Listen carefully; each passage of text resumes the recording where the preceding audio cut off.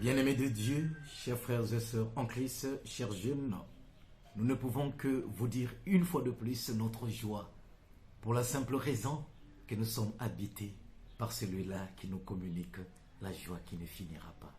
Jésus, c'est la joie de Noël, c'est la joie de ce Dieu qui s'est fait proche de nous et qui veut justement embrasser les conditions de tout un chacun pour nous élever vers la gloire qui ne finira jamais. Vous avez compris par là que nous voulons partager avec vous une petite méditation autour des textes bibliques qui nous sont proposés ce 25 décembre 2023. La première lecture nous vient du livre du prophète Isaïe, le chapitre 52, du 7e au 10e verset. Pour la méditation, nous avons le psaume 97. La deuxième lecture, c'est la lettre aux Hébreux, le tout premier chapitre, les 6 premiers versets. Et pour l'évangile, nous avions effectivement le grand Saint Jean dans son prologue, c'est-à-dire Jean chapitre 1er, les 18 premiers versets.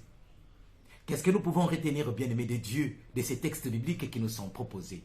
Permettez qu'effectivement, je vous propose un petit thème, comme d'habitude, pour notre méditation autour de cette belle fête de Noël.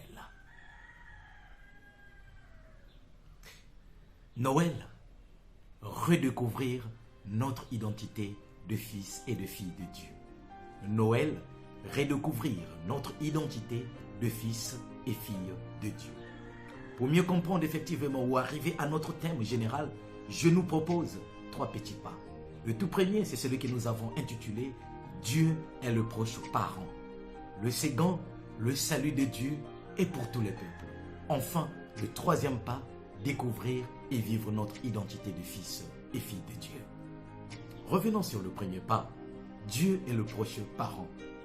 Vous avez effectivement, si vous prenez le texte qui nous est proposé aujourd'hui, la première lecture, nous allons découvrir que le prophète Isaïe est en train de nous faire comprendre que Dieu lui-même prend l'initiative de visiter son peuple. Oui, le contexte est le contexte de douleur, de souffrance, des difficultés, l'exil. Eh bien, on n'a plus courage, ou on n'a plus foi, on n'a plus la joie. On perd un peu, évidemment, s'il faut le dire, les pédales. On se pose la question, est-ce que le Seigneur est encore avec nous? Dieu chemine encore avec nous? Non, Dieu nous a abandonnés. C'est la déchéance. La foi n'est plus au rendez-vous.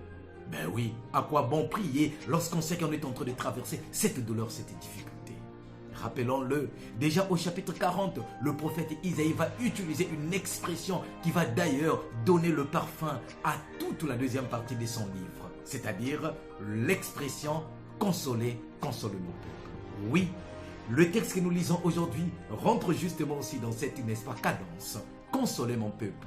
Dieu lui-même prend l'initiative de descendre pour venir consoler son peuple, pour dire à son peuple, tu es en train de croire et penser qu'évidemment j'étais abandonné, et bien moi-même le Seigneur, je viendrai vers toi, je susciterai vers toi celui-là qui te libérera et qui t'accordera le salut éternel. Alors, que dit le prophète? Le prophète est déjà au chapitre 9, rappelait déjà ceci. Le peuple qui marchait dans les ténèbres a vu se lever une grande lumière. Et sur les habitants du pays de l'ombre, une lumière a resplendi. Isaïe chapitre 9, les 6 premiers versets. Peuple qui marchait dans les ténèbres, voici ta lumière. Et donc Dieu devient cette lumière qui est en train, n'est-ce pas, d'éclairer le chemin de ceux et celles qui se disaient que le Seigneur nous a abandonnés. Et d'ailleurs, dans le texte qui nous est proposé aujourd'hui, nous lisons par exemple ce qui suit. Éclatez en cris de joie, vous ruines de Jérusalem, car le Seigneur console son peuple, il rachète Jérusalem. Ah, le Seigneur console son peuple, il rachète Jérusalem. Regardez bien, ce qui est intéressant ici, c'est le verbe qui est utilisé, racheter. Le Seigneur rachète son peuple. Or, nous savions bien qu'évidemment le mot racheter traduirait directement l'expression goël. C'est-à-dire, le Seigneur qui vient racheter, ça veut dire c'est lui le libérateur, le goël, le racheteur. Donc c'est le proche parent. Rappelons-le, dans la tradition juive, évidemment, quand quelqu'un avait des dettes, était arrêté pour tel ou tel problème, il pouvait y avoir un proche parent, c'est-à-dire quelqu'un de la famille qui venait voir effectivement celui à qui on devait cette dette pour prendre la responsabilité de tout restituer afin que le frère ou la sœur soit libérée. Et donc le goël, c'est le libérateur, celui-là qui décide d'assumer ma dette, qui paye toutes mes dettes pour que je puisse être libre. Imaginez maintenant que cette expression soit utilisée aujourd'hui en cette fête de Noël. Une manière, bien-aimée de Dieu, de nous faire découvrir une fois de plus que le vrai Goël, c'est Dieu. Le libérateur, c'est lui-même Dieu qui prend l'initiative d'envoyer son Fils pour que l'humanité soit sauvée. Oui, derrière le Jérusalem dont il nous est question ou qu'on nous parle ici, c'est toi et moi, c'est le peuple de Dieu aujourd'hui. Peuple en marche vers la félicité bien évidemment céleste, mais peuple encore en pèlerinage. Et donc dans notre pèlerinage de chaque jour, les moments de difficulté vont toujours subvenir. N'oublions pas que le Seigneur, le Goël, sera toujours là pour nous sauver. Or, le même Goël peut être traduit par le parent le plus proche, celui qui est à côté de nous. Noël, c'est célébrer notre Dieu qui s'est fait proche de moi pour pouvoir me libérer et me sauver. Le deuxième pas, c'est celui que nous avons intitulé « Le salut de Dieu est pour tous les peuples ». Oui, si vous avez regardé un peu ce psaume, réalisez-le, bien-aimé de Dieu. Le psaume 97, déjà le verset 2 et 3 nous donne de découvrir ceci. Permettez que je lise un extrait. « Le Seigneur a montré la sainteté de son bras aux yeux de toutes les nations. La terre tout entière a vu le salut que Dieu nous a donné. » Oh, comme c'est beau! La terre tout entière a vu le salut. La gloire de Dieu s'est manifestée à toutes les nations.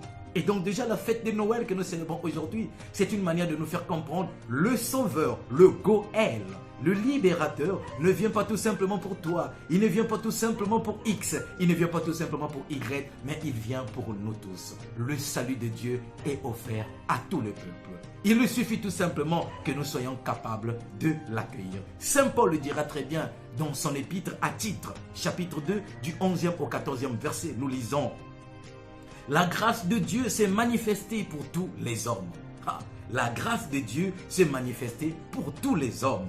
Autrement dit, il n'y a plus de différence entre les hommes puisque Dieu est en train de communiquer cette grâce à tous. C'est ce que Saint Paul fera découvrir, n'est-ce pas, dans la lettre aux Galates chapitre 3 verset 28. Nous lisons « Il n'y a ni grec, ni juif, ni esclave, ni homme libre. Il n'y a plus ni homme, ni femme, car tous vous êtes un en Jésus-Christ. » Autrement dit, le Goël, le libérateur qui vient nous rejoindre dans notre vie de chaque jour, nous apporte le salut. Et le salut-là n'est pas réservé à une catégorie de personnes, mais à tous les peuples. Chacun de nous peut recevoir la grâce. Saint Paul va faire cette expérience dans sa rencontre avec Corneille. Actes des Apôtres, chapitre 10, du 34e au 35e verset. Rappelez-vous le discours de Pierre, n'est-ce pas, chez Corneille.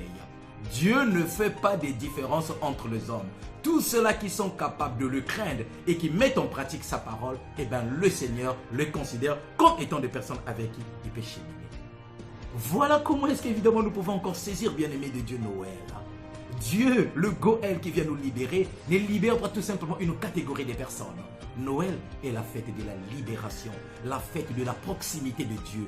Dieu qui s'est fait le parent le plus proche pour pouvoir emmener vers la gloire éternelle tous ceux qui l'accueillent. Ce qui nous emmène bien évidemment à notre troisième pas qui est la dernière partie de notre petite méditation. Redécouvrir et vivre notre identité d'enfant de Dieu. J'ai bien dit, le Goël se donne à tout le monde pour que ceux qui l'accueillent puissent bénéficier de la vie qui ne finira jamais. Oui, reprenons un extrait de l'évangile qui nous est proposé, bien-aimé de Dieu. Jean, chapitre 1, les 18 premiers versets. Mais permettez que nous puissions nous arrêter sur le verset 11 et le verset 12, que nous prenions seulement les deux versets. Il est venu chez les siens, mais les siens ne l'ont pas reçu. Mais à tous ceux qui l'ont reçu, il leur a donné le pouvoir de devenir enfants de Dieu, eux qui croient en son nom. Bien-aimés de Dieu, il leur a donné le pouvoir de devenir enfants de Dieu. Enfants de Dieu, dira Saint Jean dans son épître, 1 Jean chapitre 3 verset 1, nous le sommes.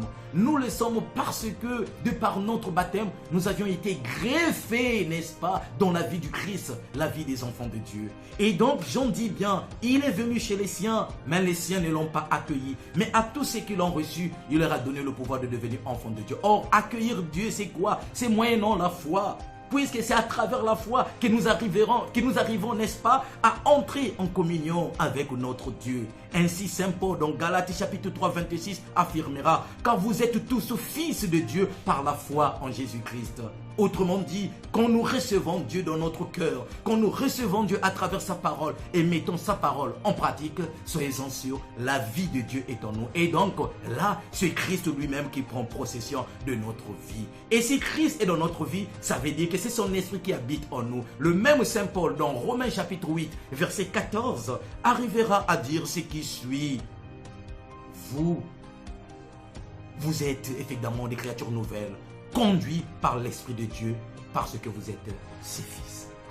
Donc ça veut dire, si c'est l'Esprit de Dieu qui nous conduit, nous sommes alors habités par l'Esprit du Christ. Et cet Esprit fait de nous des enfants de Dieu. Notre identité, c'est cela, vivre la vie de Jésus. L'identité chrétienne n'est pas un ensemble de rites, bien-aimés de Dieu. L'identité chrétienne n'est pas un ensemble de pratiques. L'identité chrétienne, c'est l'imitation du Christ, l'acceptation de Jésus dans notre vie. Et quand nous acceptons Jésus chaque jour dans notre vie, Jésus vit en nous. Alors Noël devient une fête permanente de notre renouvellement. Renouvellement parce que créature sauvée par la grâce, créature sauvée par l'amour de Dieu, créature sauvée par la proximité de ce Dieu qui a besoin de ses enfants. Bien-aimés, fêter donc Noël, c'est apprendre à laisser Dieu régner en nous. C'est apprendre à écouter sa parole chaque jour. C'est apprendre à devenir à notre tour Emmanuel, c'est-à-dire Dieu au milieu de nos frères et sœurs à travers les signes d'amour, les signes de paix, de fraternité, de joie, de libération totale du péché. Laissons Jésus être alors maître de notre vie. Noël, c'est laisser Dieu être ton Dieu et c'est devenir à notre tour des dieux pour nos frères et sœurs. Bonne fête de Noël et bonne année 2021.